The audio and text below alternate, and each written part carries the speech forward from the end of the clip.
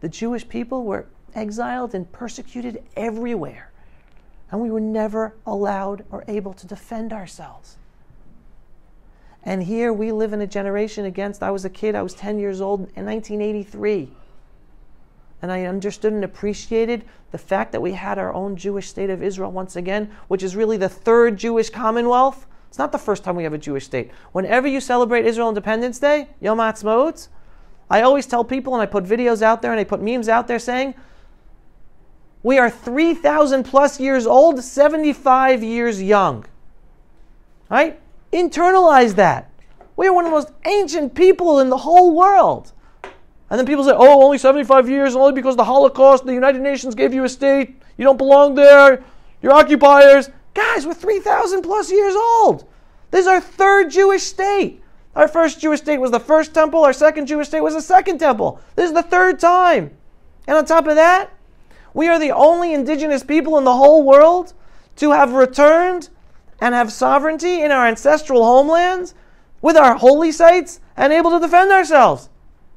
Just yesterday, I was talking to a native Navajo Indian. She told me straight out, we are so jealous of the Jews. The Navajo Indians probably are never going to have sovereignty over their ancestral homelands with their ancestral holy sites. Never. It's probably impossible, even if they wanted to. Probably cities and towns are built all over the place.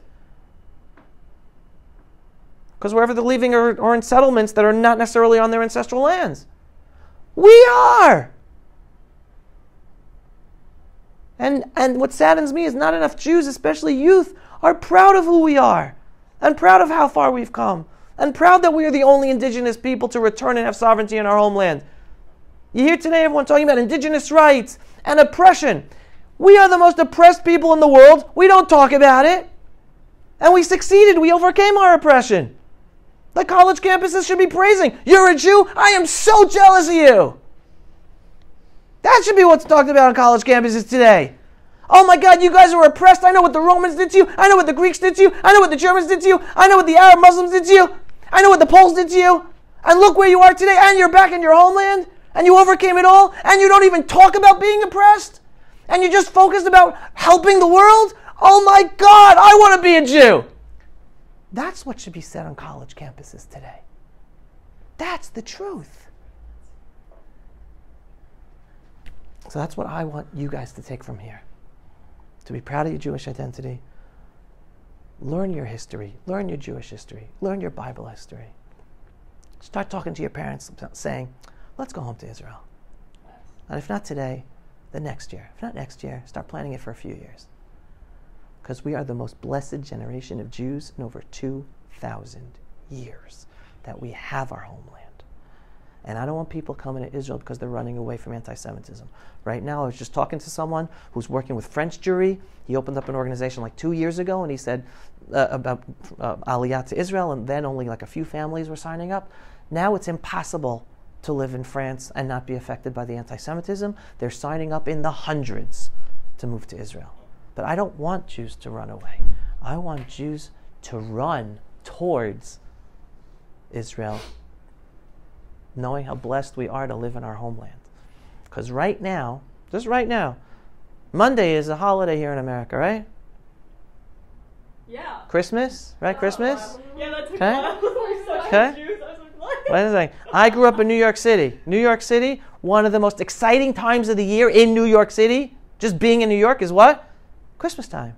You got Christmas tunes everywhere. You got Rockefeller Center. You got the art and radio music. You got the store music. It's like exciting and happy. I don't know how it is in Phoenix, but that's New York City, right? I mean, we've got a lot of people who are obsessed with Christmas here. Okay, obsessed, you right? Yeah. I just came here. I flew after I lit the eighth candle of Hanukkah with my family. Can you imagine experiencing 8 days of your holiday where the whole country is celebrating it? Every single place you go, you see Chanukiot. Every place you go is Hanukkah music. Every place you go outdoors are Chanukiot and Sufganiot in every single bakery and store. The whole country is celebrating with you. Not for a minute, not for an hour, not for a little ceremony, for 8 full days. And that's the same thing for Pesach, and that's the same thing for Sukkot, and that's the same thing for Rosh Hashanah, and that's the same thing for Yom Kippur, etc., etc., etc. We're living in our natural habitat where the culture is our culture. So I just want you guys to imagine that in your heads, the difference. And please God, may you be inspired to spread some of this excitement about the opportunity to return home together with us. Thank you, Avi, so much. Pulse of Israel, frontline videos from the Holy Land. Support our work by donating today.